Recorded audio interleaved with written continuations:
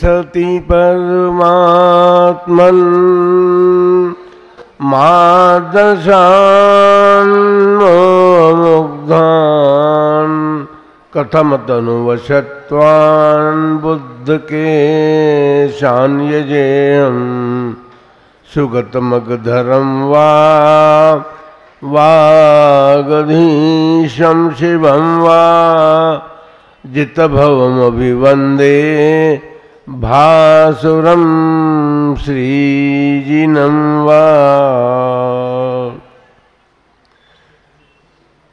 1008 श्री आदिनाथ भगवान की 20वीं सदी के प्रथमाचार्य चारित्र चक्रवर्ती आचार्य श्री शांति सागर जी महाराज की, परम पूज्य आचार्य श्री वीर सागर जी महाराज की, परम पूज्य आचार्य श्री शिव सागर जी महाराज की, परम पूज्य दीक्षा गुरुवर्य आचार्य श्री धर्म सागर जी महाराज की, परम पूज्य आचार्य श्री अजित सागर जी महाराज की, परम पूज्य शिक्षा गुरुवर्य आचार्य कल्प श्री सुर सागर जी महाराज की, श्रीमद् जैन धर्म की।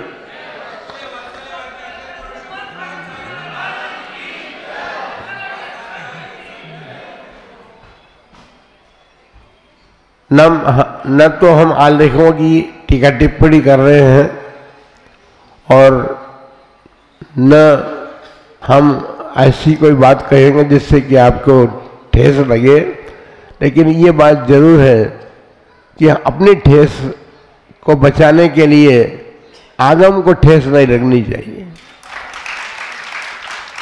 हमने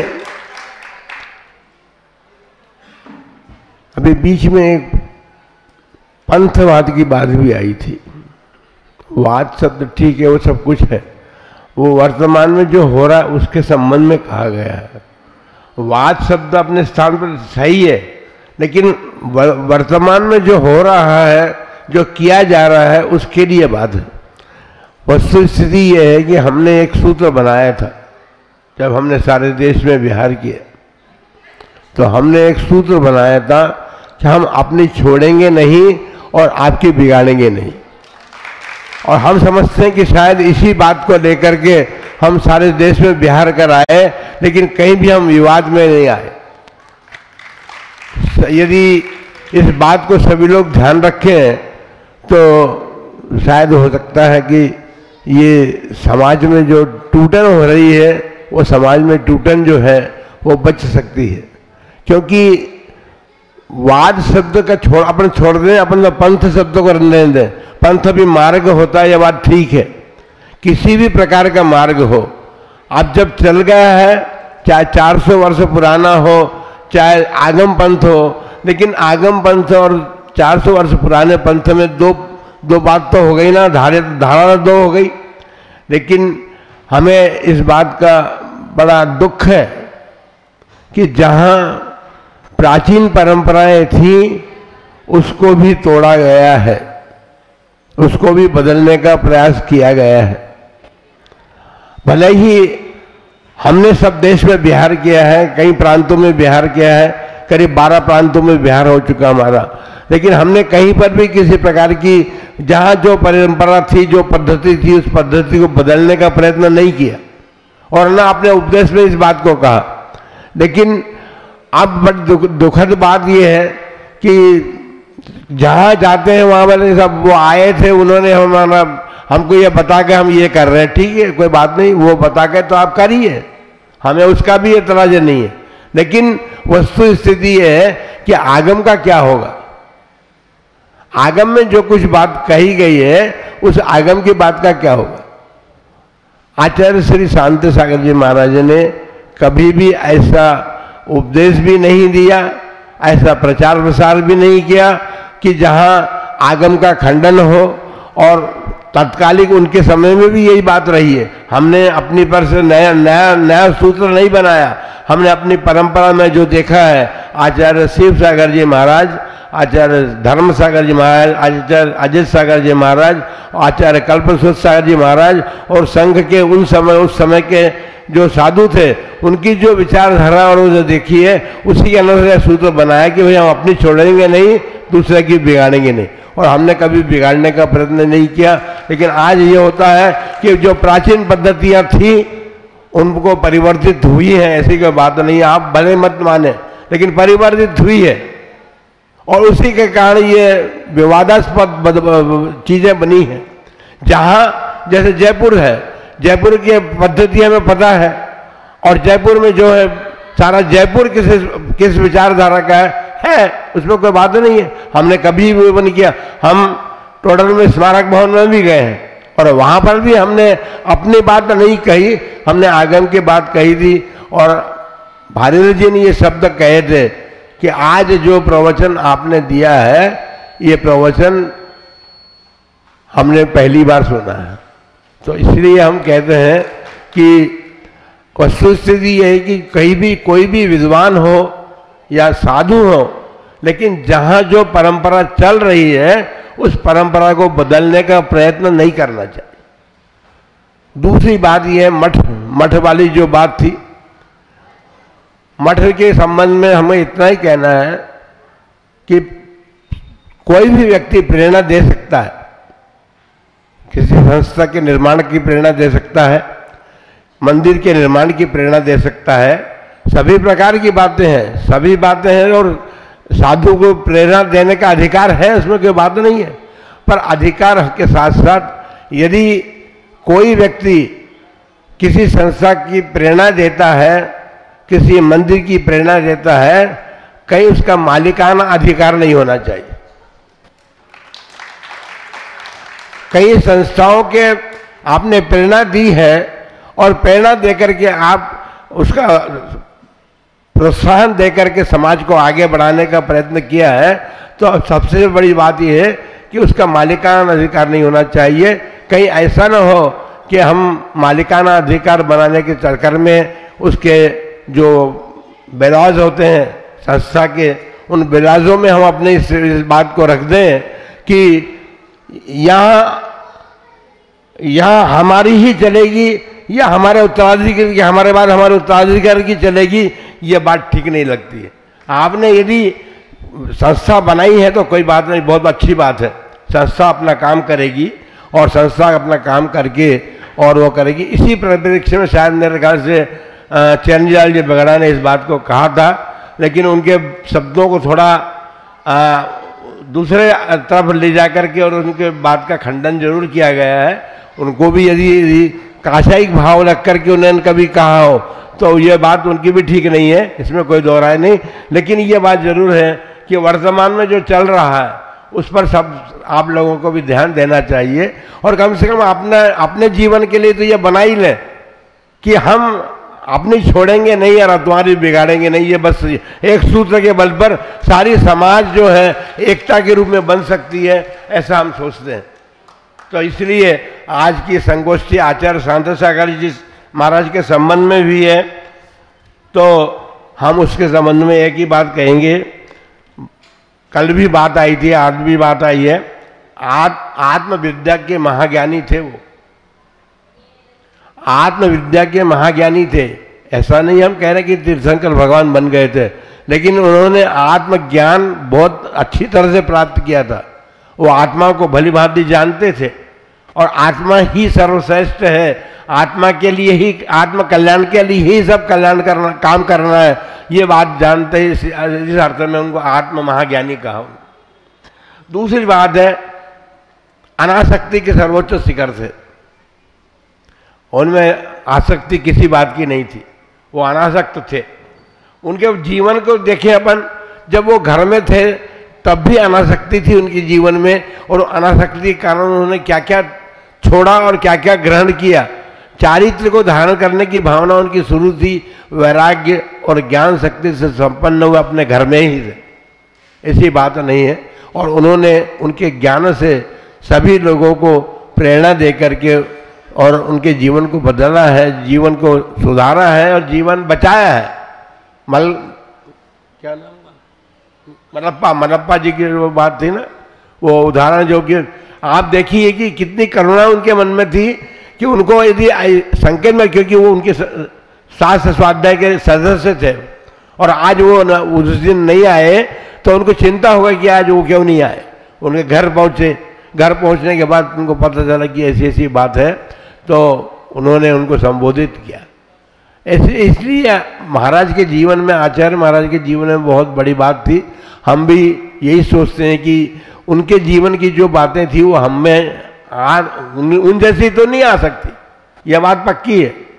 उन जैसा तपस्या हम भी नहीं कर सकते, लेकिन यह बात जरूर है कि समन्वय की बात जो है, जो आचार्य महाराज के जीवन को हमने देखा भी नहीं, लेकिन उनकी परंपरा के जो आचार्य हैं, आचार्य शिव सागर जी महाराज, आचार्य धर्म सागर जी महाराज, आचार्य अजीत सागर जी महाराज, आचार्य कल्पवृक्ष जी महाराज को देखा, उनसे जो समन्वय की बात सीखी है, उस समन्वय को साथ में लेकर के चलने की बात हम सोचते हैं कि यदि ये समन्वय की बात अपने दिमाग में रहेगी, सब सारी समाज के दिमाग में भी रहेगी, साधु समाज में भी रहेगी, विद्वत समाज के में भी रहेगी, तो शायद ये जो विघटन की स्थिति समाज में होती जा रही है वो विघटन बच सकता है। दूसरी बात ये है, अनासक्त फिर एक हमने कल भी कहा था कि जन्म और मृत्यु, इसके बीच में जो जीवन कैसा जिया जाता है, इसकी बात आचार्य श्री ने अपने जीवन में करके दिखाई।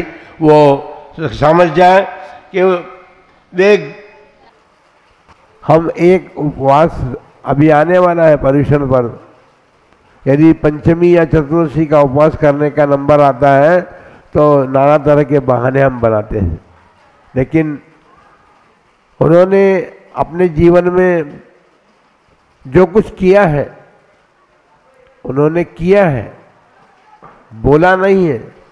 उनके जीवन में करनी थी, कथनी नहीं थी। उन्होंने अपने जीवन में कभी कथनी करके अपने उसको कम करने का प्रयत्न नहीं किया, क्योंकि करने के वाले जो हैं वो कथनी यदि करते हैं तो उनका जीवन निम्नतम स्तर पर जाता है।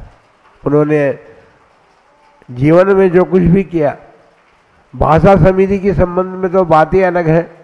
हमें स्मरण आता है कि जब एक हमारे ही अपने अन्य साथी जो धर्म का परिपालन करते हैं, श्वेतांबर शब्द है इसके लिए, मैं थोड़ा सा शब्द से का लेने में बहुत संकोच करता हूँ। तो बहुत बड़े वो भी थे, व्यक्तित्व था उनका भी। और जब आचार्य श्री उधर से निकल रहे थे तो उनका चलो आज एक सौभाग्य मिलेगा कि उनके दर्शन हम कर लेंगे। तो उन्होंने एक ही प्रश्न किया, केवल प्रश्न था उनका, और प्रश्न केवल विवाद के कोटि में जाना था वो। लेकिन आचार्य श्री बहुत दूरदर्शी थे, उन्होंने उनके वचनों को सुना। उन्होंने कहा कि आप हमें क्या मानते हैं, एक ही प्रश्न था केवल, आप हमें क्या मानते हैं। एक बात जरूर है कि सबके दिमाग में, सारी समाज के दिमाग में, साधु संस्था के दिमाग में ये रहनी चाहिए कि हमने एक पितामह के रूप में परम पूज्य चारित्र चक्रवर्ती आचार्य शांत सागर जी महाराज को प्राप्त किया है। और पितामह किसके थे? क्योंकि किसी कुल का पितामह होता है, और कुल का पितामह होता है तो मुनिकुल जो है, वर्तमान में सब साधुजन भी ये बात ध्यान में रखें कि मुनिकुल पितामह हमारे थे, और उन्होंने जो किया या कहा वो करना चाहिए। उन्होंने क्या क्या कहा है, दो बातें से केवल करेंगे हम। श्रावक समाज के लिए भी उन्होंने कुछ शिक्षाएं दी थी कि मंदिर की संपत्ति को जो भी श्रावक खाएगा उसका अहित होगा। होता है कभी कभी लोभ में हम मंदिर को भी कुछ नहीं समझते, उस तरफ भी चले जाते हैं। और दूसरी बात यह है कि मंदिरों के जीर्णोद्धार में द्रव्य यदि व्यय किया जाता है तो उससे धर्म का रक्षण होगा, इसमें कोई दो राय नहीं है। हम अर्जन के अपेक्षा विसर्जन को भी महत्व देते हैं, और विसर्जन का ये मतलब है कि हमारे जो धर्म क्षेत्र हैं या धर्मायतन है उनका रक्षण भी हो, नवीन निर्माण भी हो। नवीन निर्माण, वही बात मैंने कही ना कि कोई भी बात करें आप, नवीन निर्माण की प्रेरणा दें, कोई बात नहीं है, पर उसका आधिपत्य नहीं अपने दिमाग में आना चाहिए, बस ये बात है। साधुओं के लिए उन्होंने कहा था कि साधु का नेत्र आगम है, और उदासीनता और संपूर्ण आशाओं का परित्याग, इसके लिए अनित्य भावना का चिंतन सतत साधुजन करते रहे। ये साधुओं के लिए बड़ी भारी शिक्षा उन्होंने दी थी। और सबसे बड़ा एक नेमी सागर जी महाराज कुर्सी वाले थे, जो उन्हीं के शिष्य थे। उन्होंने पूछा था कि साधु का लक्षण क्या है, तो आचार्य सिंह ने कहा था, जिसके पास परिग्रह न हो, कषाय न हो, दुनिया की झंझटें न हो और जो स्वाध्याय में लीन रहता वो साधु है। इसलिए साधु संस्था के लिए ये सबसे बड़ी बात है कि वो अपने साधु स्वाध्याय के प्रति उनकी लगन होनी चाहिए। और छोटा मोटा प्रयत्न और पुरुषार्थ हमारा जब से शिव सागर जी महाराज को देखा है तब से बराबर चलता है। स्वाध्याय में हम वो रहते हैं, तो इसी बात ठीक है। और इतनी ही बात हमको करनी है, करना तो बहुत कुछ है महाराज के प्रति, तो जितना बोला उतना कम है, लेकिन यह मुख्य बातें हमने आपके सामने रखी। आप सभी लोग इस बात का ध्यान रखें कि समाज की टूटन हमारे निमित्त से नहीं हो। समाज टूटे नहीं, समाज जोड़ नहीं सके, नहीं जुड़ती है तो न जुड़े, लेकिन टूटे तो नहीं, कम से कम ऐसा प्रयत्न हमारा अवश्य होना चाहिए। और उसके लिए यही सूत्र है कि हम अपनी छोड़ेंगे नहीं, तुम्हारे बिगाड़ेंगे नहीं, तो ज़्यादा अच्छा है। और उससे समाज संगठित होगा। और संगठित समाज जो है, क्योंकि अभी बहुत बड़ी आवश्यकता संगठन की, समाज की जो स्थिति बनी है उसके कारण जो हमें स्थितियां देखने का अवसर मिला है, उसके कारण समाज का संगठन बड़ा आवश्यक हो गया है। और इन छोटी छोटी बात तो नहीं है, ये आगम की बातें हैं, लेकिन इनकी बातों को लेकर के यदि कुछ टूटन की स्थिति बनती है तो वो समाज के लिए सहज कर रही है। समाज को जोड़ने का प्रयत्न साधु संस्था भी करे, श्रावक संस्था भी करे, और सारी संस्थाएं मिलकर के करे। एक दूसरे के प्रति सबका आपस में प्रेम भाव बने और वात्सल्य भाव पूर्वक एक दूसरे के बातों को सुन करके उनको अपने जीवन, उनको सुन करके अपना मंतव्य भी परिभाषित करें। ऐसी कोई बात नहीं कि हम दूसरे की ही बात सुनते रहें, लेकिन अपना मंतव्य भी जो हो वो ये बात हो कि समाज के संगठन के परिप्रेक्ष्य में हो। इतनी बात आज करनी थी। जय बोलो महावीर भगवान की।